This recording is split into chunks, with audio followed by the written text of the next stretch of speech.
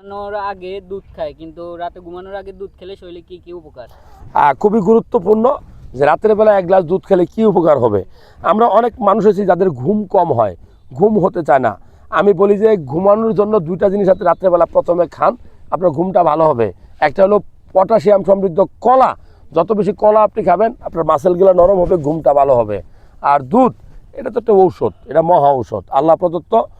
দুধের সাথে আপনি কলা এবং খেজুর এবং কাঠবাদাম মিক্স করে খাইতে পারলে আপনার টেস্টোস্টেরন লেভেল বাড়বে। আর দুধ আপনার প্রশান্তি নিয়ে আসবে শরীরে, শরীর রিল্যাক্স হবে, রাত্রে ভালো ঘুম হবে। যাদের পায়খানা কষা হয় তাদের জন্য দুধ খুব ভালো খাবার, পায়খানা নরম করবে। দুধ কেন খাবেন? দুধে থাকে প্রোটিন, দুধে থাকে সবচেয়ে দামি ক্যালসিয়াম। বলা যে পৃথিবীতে সবচেয়ে ক্যালসিয়াম সম্পূর্ণ একটা খাবারের নাম যদি বলি তাহলে এই দুধের নাম বলতে হবে। দুধ আপনার রক্তশূন্যত রোগ থেকে আপনাকে রেহাই দিবে। রাত্রেবেলা দুধ খেলে সেক্সুয়াল স্টিমুলেশন আসে, টেস্টোস্টেরন লেভেলটা পিক আপে যায়।